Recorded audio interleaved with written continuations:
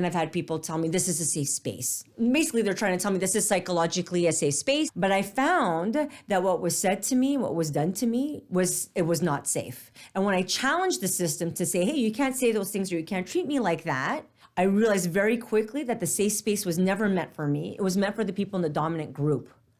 And the safe space was don't rock the boat. And I'm like, this isn't psychological safety. It's an echo chamber for them.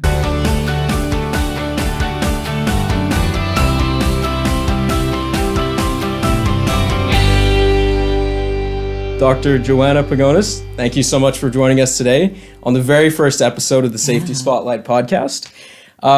You bring so much insight and experience in the world of leadership and how to develop really company cultures that encourage good leadership.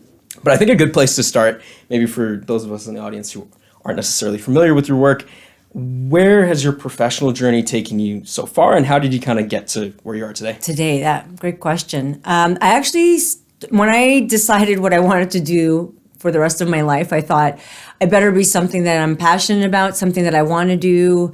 I heard that, I think Confucius said it, no one really knows, but if you love what you do, you don't work a day in your life. Yep. Which, let's be honest, I love what I do, but there are days where I feel like I know I'm working and I'm tired and I wish I could take a vacation. Yeah. But I really wanted to love what I did. I guess at the end of the day, what I mean is there need to be purpose. It couldn't just be collecting a paycheck. And so that's what got me going into the field of psychology. My initial aspiration was to become a marriage family therapist because I liked systems. I believe that if you're going to try to improve someone's life, my purpose is to make a positive difference in people's lives. And I thought the field of psychology and being a marriage family therapist or a psychologist would get me to fulfill that purpose and that passion. It expanded to include leadership training and mentorship training. And that was my first exposure to leadership training. And I slowly realized that an organization is another system, quite a complex system with a lot of different parts within the system.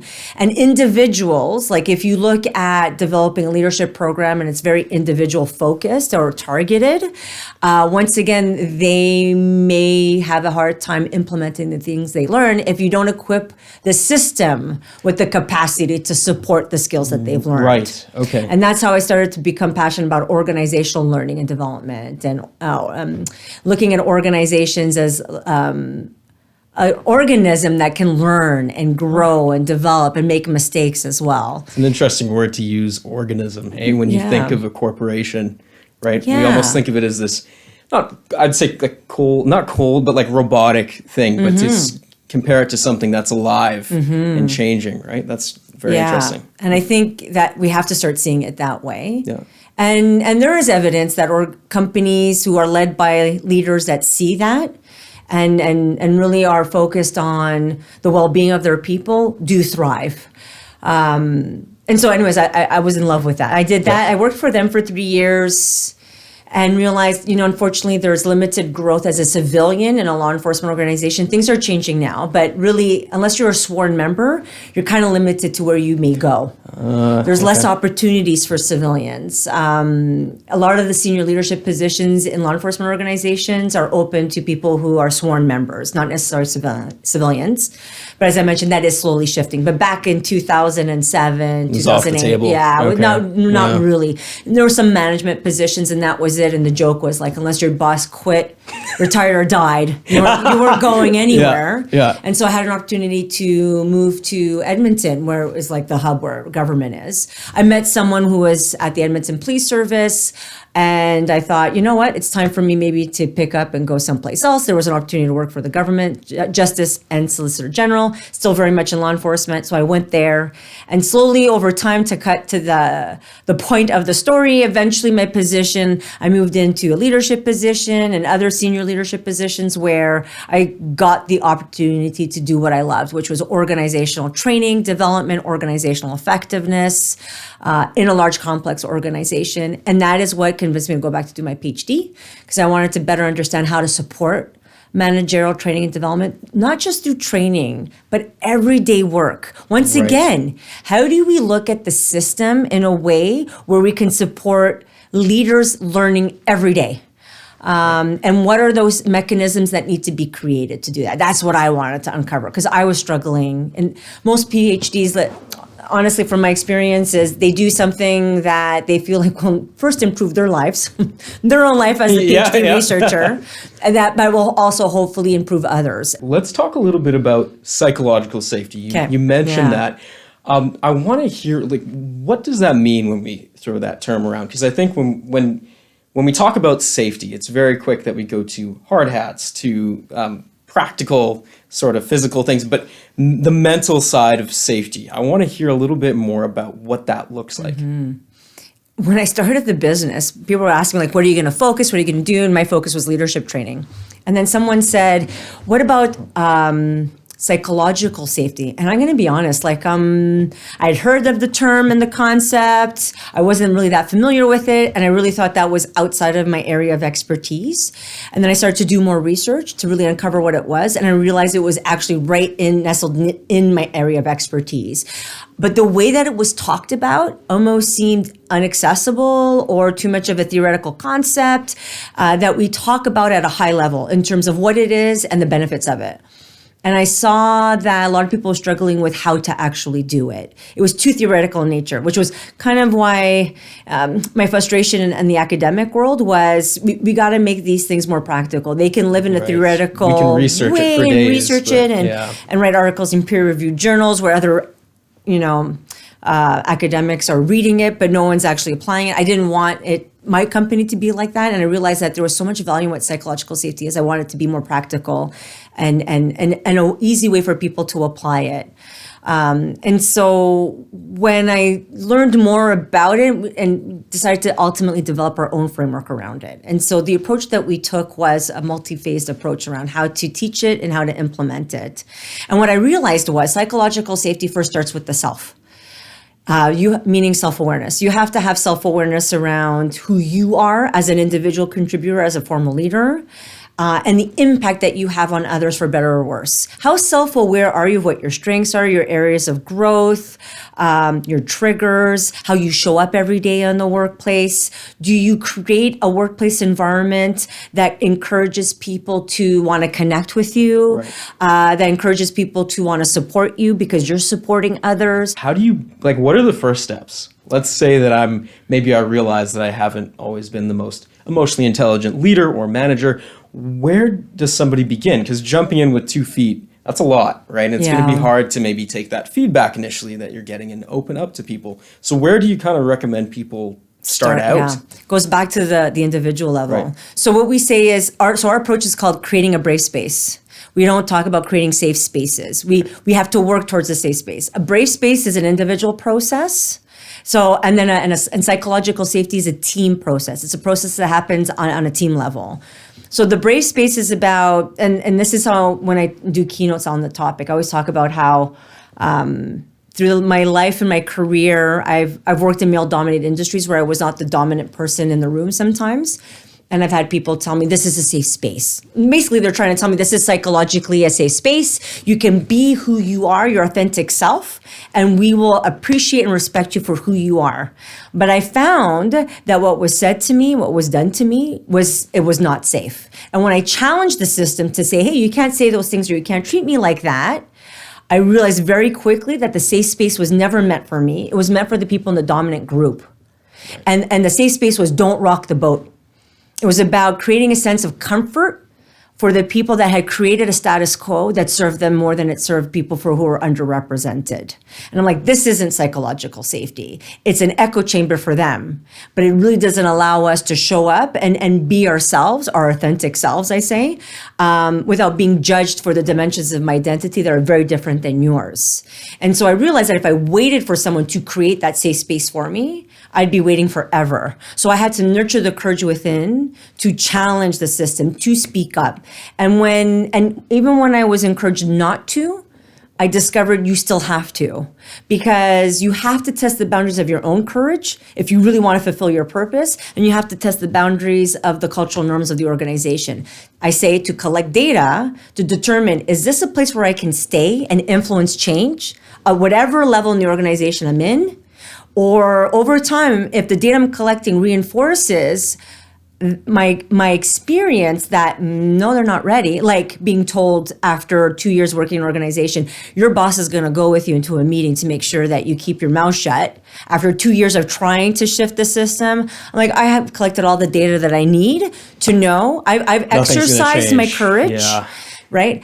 Hopefully what happens, and I've worked in organizations like this, if I can exert or demonstrate that courage, especially in a formal leadership position, what I'm doing hopefully is encouraging others to do the same. So almost like a domino effect. Yes. Okay. Yeah. So when people start to speak up, like my direct report comes to me and says, Joanna, you know what you did at this project we were working on?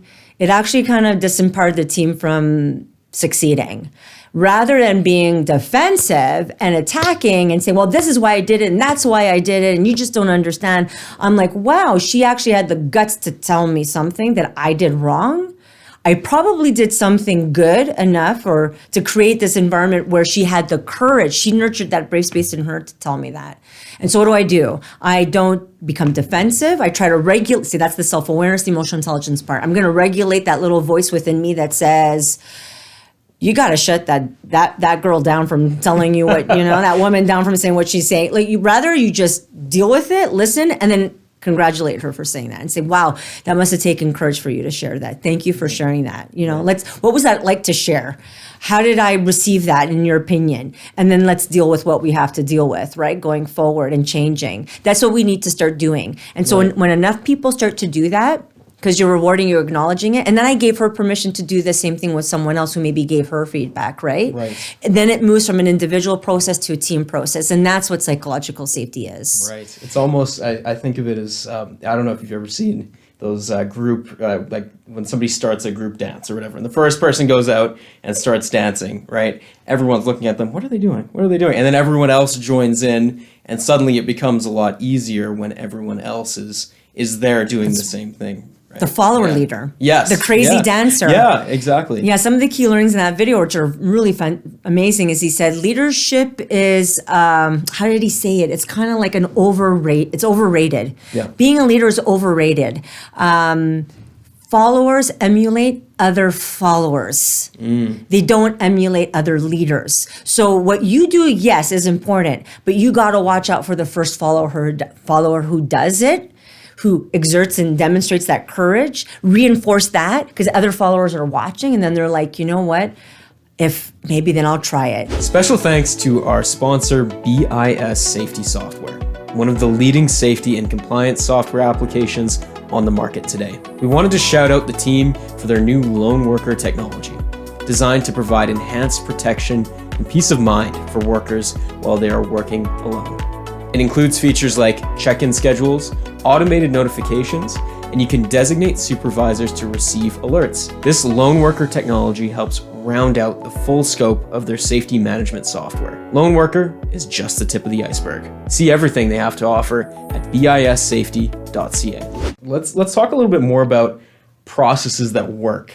Like when you're going into an organization, what are some of the things that you're seeing that right away you're like, okay, this works, versus maybe examples of organizations where, like you said, one that had been oppressed for many years. What are kind of the key differences there? And there is no magic pill. Right. First is the intention and the desire to want to invest in your people and your culture. That's the first thing. And part of the intention and the desire is being willing to get the answers, to get the truth. That's the first step. Because you can speak all you want and you can say all the right things. And we've done this with some organizations where they're like, we really want to know where our culture is at. And then you share the results and they are pissed. They're not happy with the results. And they start getting defensive and they start all making these excuses. And they start wanting you to like wash the results that go into the final report a little bit, sometimes you need to, context is important. And you need to know, and I'll be honest, sometimes we do these survey results where it's like one voice that's the loudest, but they don't represent everyone who was speaking. So you got to be able to do a good analysis of that to really understand what the themes are and the trends and the overall sentiment about how people are feeling. So you provide a nice balanced picture to the client around where their cultural state is at.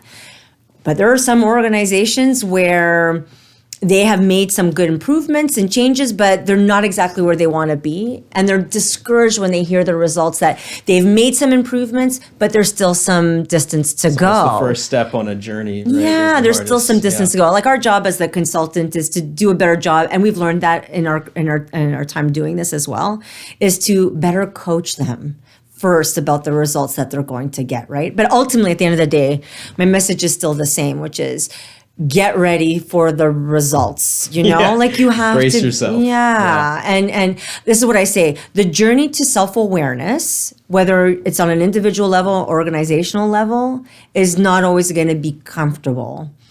But the people that are really committed to it understand that and are like, giddy up, let's go for it. Let's get ready, let's strap in and get ready for the results and understand there may be a period of defensiveness, but we need to work through that to be humble enough and curious enough to find out. When you're in that position, then you're much more open to making changes. And we have worked with leaders like that. So if safety is part of your culture and really embedded within that, first of all, what does that even mean? Right. It's so easy to say, isn't it? What does it mean? Yeah. Right? I go back to what happened with Boeing. So when I was doing a couple of keynotes in Ontario, we looked at what's the cost of no psychological safety and how does that impact physical safety for your employees and for your clients and your customers.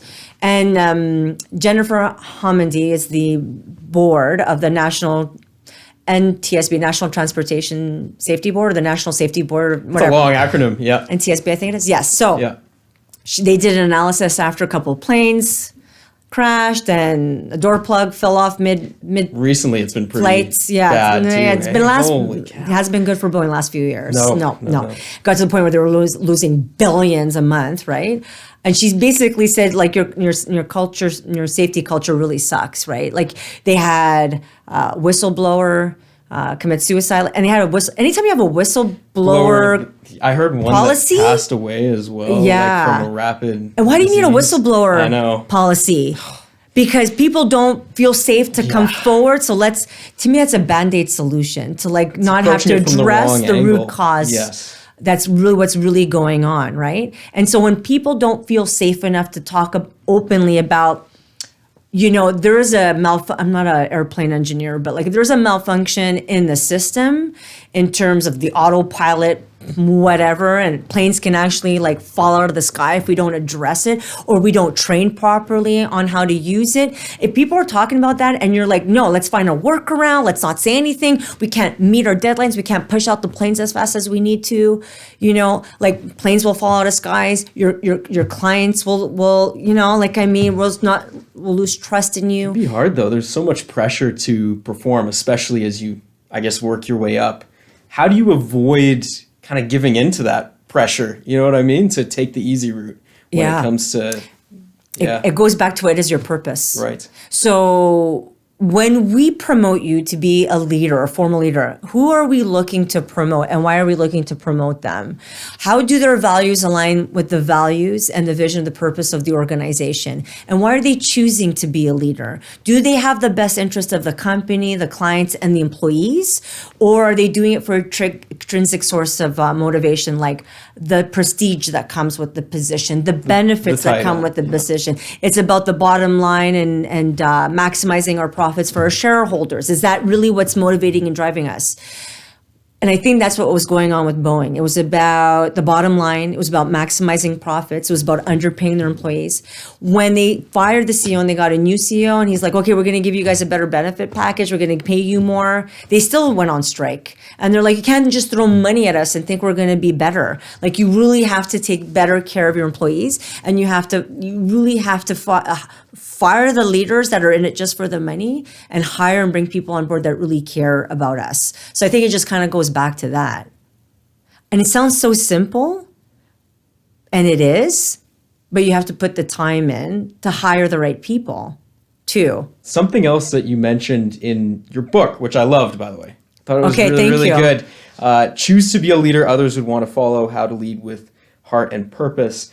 You mentioned the hierarchy of leadership, and as you move your way up, it gets more difficult to find mentors. And this is something that I hadn't thought about before, but it's so true. As you're moving up, it's almost expected that you're going to know everything or you're going to figure it out. You're just kind of thrown in. And the more I was thinking about this, it makes so much sense that we really need to highlight mentorship for people that are maybe have moved their way up in an organization. Can you tell me about a little bit more about the importance of mentorship for those higher levels of individuals as they move up the corporation? So there's this thing called power stress, and I discovered the concept when I was doing my PhD, and it was, the authors were Boyatsis and McKee, and they wrote a book called Resonant Leadership. They also wrote a book on primal leadership with Daniel Goleman, and Daniel Goleman's known for popularizing emotional intelligence. And so their book on Resonant Leadership, they talk about this thing called power stressors and power stress, which is a unique type of stress that leaders experience. The higher up you go, the more power stress you will experience. And power stress is a result of having to make difficult decisions without a lot of information and not feeling like you have a lot of people that you can turn to advise you. And so having mentors within your area of expertise and outside of your own area of expertise, within your industry and outside of your industry, can give you a more holistic, balanced perspective and understanding of the system you work within and the systems outside, right? So within your organization, outside of your organization, across your industry and across other industries that your business may impact and influence as well. And so having a good kind of network of people, mentors, if you want to call them, can really support you in better decision making, can uncover blind spots that you have developed over time. Like over time, we can really isolate ourselves and create an echo chamber. And I don't think many people intentionally build an echo chamber around them. No one goes out saying, right. I'm Some going to people try. do. Oh, maybe, yeah. Some people do because of their arrogance, but other people don't necessarily do that. So the mentors could give you the confidence you need to take more risks when sometimes we have to take risks and we're fearful in doing so.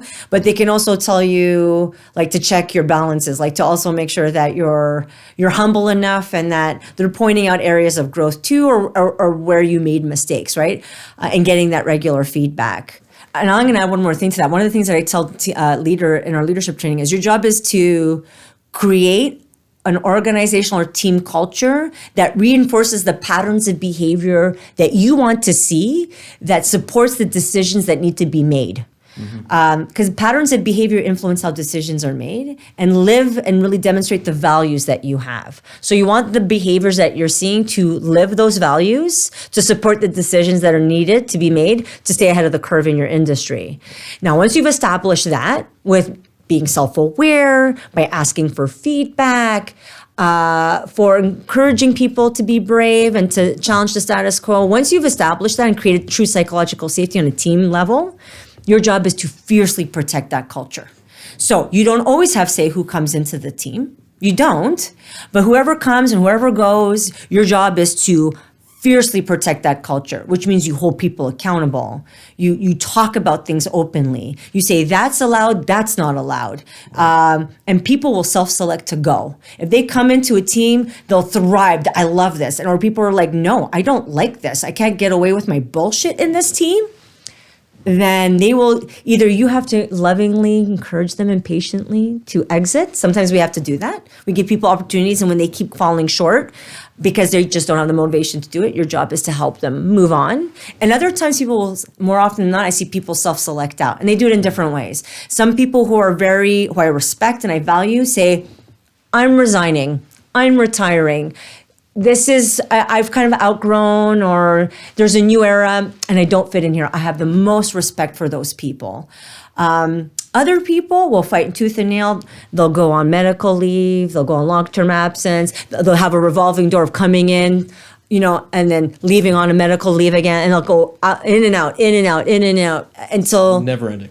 Right, Yeah. and that happens soon. Then you have to monitor that behavior But that is, you want to be a leader, you better know why you're choosing to sign on the dotted line. A lot of people don't know what they're signing up for. Yeah. When they become a leader, you better know what you're signing up for. It's not going to be.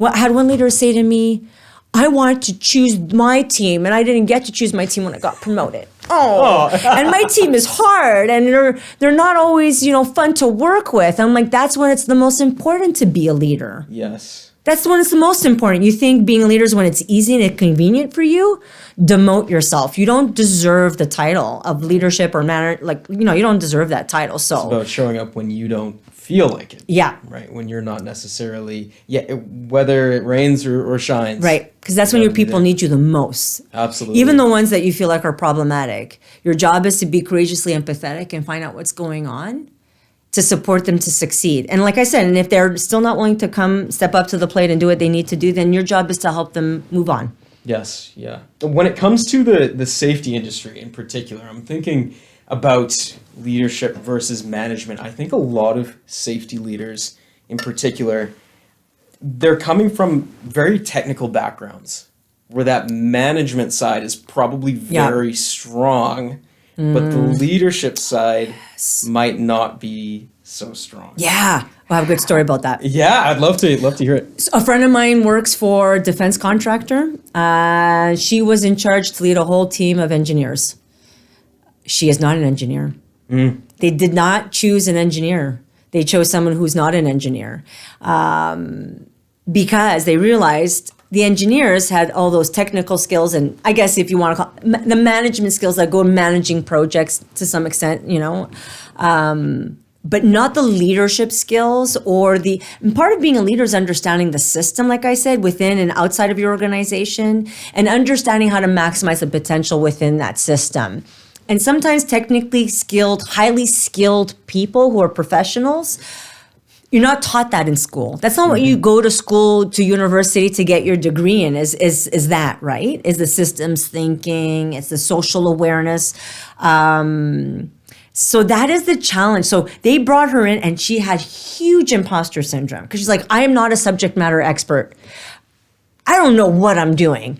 But her approach was to be humble, to admit what she didn't know, to encourage them to showcase their expertise, to work with them to develop that trust, and over time just show up all the time, be there for them, and to be her authentic self and speak true to and live true to the strengths that she had, the reason why she was hired. And over time, the engineers that didn't get the job started to understand, that's why you have the job and I don't. Her boss said to her, the reason why you got the job and they didn't is because I have a lot of them. I have a lot of that skill, that expertise. But there's a gap. I don't have someone like you with your expertise. We have all of apples, but apples have limited our potential in terms of being truly efficient and effective as an organization. We needed more oranges. And so this was a bit of an experiment. Let's bring an orange and let's see what you can add, because that's a huge gap. And the orange was the leadership skills. That's what was the gap. And what they found was they were right. That was what was actually needed to maximize the potential of the organization, to be able to achieve their objectives, and at a good, sometimes part of running good projects is coming in on budget or under budget. Yes. And sometimes people hopefully the latter, yeah. And sometimes people who are very technically skilled are not looking at things like budgets or understanding the system. They're they're just looking at the project, right? And what they need to do, and not necessarily looking at how to collaborate with people from other teams, because what you do may impact them. So that's systems thinking, but then you have to be willing to develop relationships with people on other teams and not be threatened by what they have that you don't have. It takes a good leader to orchestrate all of that. So yeah. What was your question? Did I answer it? Yeah. No, that's okay. Did I go off? No. I think that was perfect. Okay. Essentially just, the fact that leaders are not always the ones who have the most technical background, but they still find themselves able to add value in ways that might not, traditionally be thought of, right? But they can still bring that value, which is huge. I think the trick now for organizations is to not wait. Ideally, you're creating a good leadership pipeline where you're promoting people from within the organization. But that takes more than just, do you have a heartbeat? Okay, you're good. You're technically skilled. There's a vacancy. Go in it. You have to start understanding what are those. It goes right back to our earlier conversation when we started speaking, was what are the leadership competencies your organization needs to stay ahead of the curve in your industry? That's what we're realizing. You need these leadership competencies, not just the technical ones. So what are those? figure those out, outline them, and then educate the whole organization on what those are, and then start developing that in everyone from like the front line to the top tiers of the leadership in the organization, so that when the time comes that vacancies are open, you know who you can pull from. You know who's eligible or competent enough to do it. So you're not always having to go from outside, because I feel like that's too late then. Dr. Joanna, thank you so much for joining us. Where can people find you? Like, obviously your company. Our company, Sinogap Solutions. Just go to our website there. If you ever want to book a discovery session, there's like links where you can do it there. LinkedIn, just Joanna Pagonis, go on LinkedIn, we're there. Sinogap Solutions is on Instagram too. These are the best way to connect with us. We've had clients that all of a sudden a meeting calendar, like an invite calendar, like a meeting invite will pop into my calendar because they can just book themselves through the website, and I always love those. I'll reach out to you immediately. I'll find out what your needs are. Like we love to even just engage in conversation with people. You can even reach out and be like, "Can I include you in my network and have a coffee together?" I'd love that. Absolutely, and you have a podcast as well. I have a podcast, Tackle Tuesday, tackling organizational issues today. We're in our 5th season. The 5th season is all about women in leadership. Yeah, I've listened to the first episode and it was fantastic. And we just came out with the second one this week on Tuesday. Perfect. I'll have to put it on the long car ride I have home here. Yeah, that one's a longer one. So they tend to be shorter. That one's the book launch that we did in September at Audrey's Books. Oh, fantastic. Yeah. And I've heard you have a new book? Yeah, we're writing another book called Creating Brave Spaces. Okay. It's supposed to accompany the online course and the program that we have, but it's not theoretical. It's more based about our real life stories and that of our clients in terms of what we've experienced, and it's bringing the concepts to life in a real way. That's the purpose of the book. We're halfway writing it now. Yeah. So it's me and Katie, my co-author. The co-host on Tackle Tuesday, and she's the chief operating officer, Katie Allen. We're co-authoring the book together. Beautiful. And we're hoping a first draft will be done in spring and maybe publish it next year. Oh my gosh. Well, I will absolutely be taking a read there when it's ready. Yes. Thank you so much. Thank you for having me.